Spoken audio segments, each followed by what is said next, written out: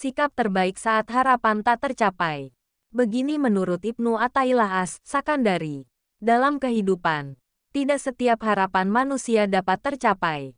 Kadang berhasil, kadang gagal, kadang sukses, kadang kurang beruntung. Umumnya orang akan kecewa bila harapan atau keinginannya tak tercapai. Tapi bagi seorang Muslim, sebenarnya bagaimana sikap terbaik ketika harapannya tak tercapai? Imam Ibnu Athaillah As-Sakandari dalam kitab Al-Hikam menyatakan, artinya, bisa jadi Allah memberimu suatu anugerah kemudian menghalangimu darinya, dan boleh jadi Allah menghalangimu dari suatu anugerah kemudian Ia memberimu anugerah yang lain. Menurut Imam Ibnu Athaillah, anugerah yang sebenarnya dan patut disyukuri adalah anugerah memeluk agama Islam sebagai nikmat yang sangat hakiki. Segala pemberian yang Allah berikan tidak ada yang dapat menandingi anugerah keislaman seseorang. Orang yang masih memeluk agama Islam berarti masih menikmati anugerah yang sangat besar dari Allah.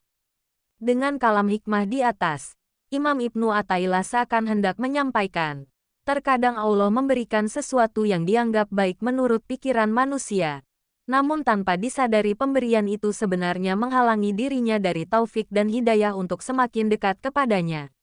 Apalah artinya terpenuhi semua harapan, sementara cahaya Islam dan iman di hati justru padam. Namun, yang sering terjadi adalah manusia sulit memahami hakikat anugerah yang diberikan Allah.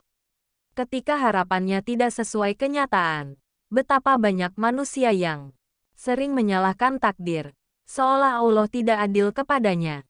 Padahal, jika mau memahami, semestinya ia akan sadar bahwa semua anugerah yang telah Allah berikan maupun yang Allah halangi darinya merupakan kebaikan yang hakiki baginya. Imam Ibnu Athaillah melanjutkan kalam hikmahnya. Artinya, ketika Allah membukakan pintu pemahaman kepadamu tentang pencegahannya dari suatu anugerah, maka penolakan Allah itu pun berubah menjadi anugerah yang sebenarnya. Penjelasan Ibnu Ajibah. Syekh Ibnu Ajibah dalam kitabnya Iqadul Himam mengibaratkan pemberian Allah kepada manusia dengan orang yang diundang ke suatu jamuan makanan di tempat gelap tanpa lampu. Makanan yang tersedia sangat banyak, namun bisakah saat itu ia mengetahui makanan mana yang akan diambil dan yang akan dimakan? Begitulah pemberian Allah kepada manusia. Ketika diberi kecukupan di satu sisi, ia akan selalu merasa kekurangan di sisi lainnya. Ibnu Ajibah. Iqadul Himam Syarhu Matnil Hikam. Beirut, Darul Marifah. 2000, halaman 97. Kalam hikmah Imam Ibnu Athaillah di atas terkonfirmasi oleh ayat Al-Quran. Artinya, boleh jadi kalian tidak menyenangi sesuatu, padahal itu baik bagi kalian. Dan boleh jadi kalian menyukai sesuatu, padahal itu tidak baik bagi kalian. Allah mengetahui, sedangkan kalian tidak mengetahui. Quran Surah Al-Baqarah ayat 216. Karenanya, orang-orang pilihan yang telah mencapai derajat marifat billah, sering merasa takut ketika ia menerima anugerah Allah. Syekh Ibnu Ajibah mengatakan, artinya, orang-orang arif billah lebih takut ketika diberikan kelapangan daripada diberikan kesempitan. Ibnu Ajibah. Iqadul Himam. Halaman 97. Terpenuhinya semua harapan merupakan kebahagiaan dan seakan menjadi nikmat yang sangat besar. Namun, semua itu justru menakutkan bagi orang-orang arif billah. Kenapa demikian? Sebab, bagi mereka dalam keadaan sempit orang yang dekat kepada Allah akan lebih tenang dan lebih tentram menjalankan semua perintahnya. Sedangkan dalam keadaan semua keinginan terpenuhi, orang akan berpotensi sombong dan tidak bersyukur atas nikmat yang telah diberikan Allah kepadanya.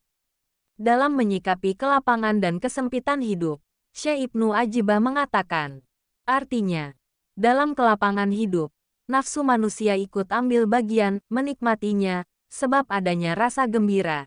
Sedangkan dalam kondisi sempit, nafsu manusia tidak ikut ambil bagian, merasakannya. Ibnu Ajibah. Iqadul Himam. Halaman 97. Begitulah kelapangan. Ia bisa menjadi faktor yang menumbuhkan kecenderungan nafsu untuk melupakan Allah yang memberikan anugerah. Orang yang lapang cenderung memanjakan dirinya dengan segala sesuatu yang diinginkan. Sikap memanjakan diri inilah yang terkadang menjadi penyebab orang lalai. Seolah Saat demikian kewajiban agama menjadi beban dan ibadah pun dilakukan dengan hati gundah tidak ikhlas. Berbeda ketika dalam kondisi sempit atau kesusahan. Banyak hal yang tertahan dan tidak bisa didapatkan. Kondisi penuh keterbatasan menjadikan manusia tidak dapat memanjakan dirinya. Karenanya, tidak ada godaan untuk lalai memanjakan diri dan kewajiban agama pun dapat ditunaikan tanpa beban. Bagaimana mungkin bisa memanjakan diri, sedangkan ia dalam keadaan yang kurang? Dalam kesempatan lain Syekh Ibnu Ajibah mengibaratkan manusia seperti anak kecil yang masih sangat polos dan tidak tahu apa-apa, yang menginginkan manisan atau permen beracun.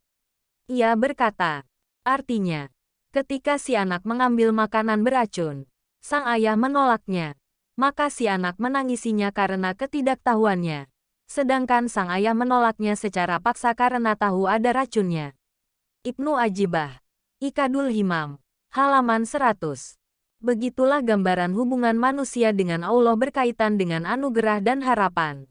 Manusia tak ubahnya seperti anak kecil yang masih lugu dan sangat polos. Sementara Allah menghalangi berbagai harapan dan keinginannya karena bahaya yang tidak diketahuinya.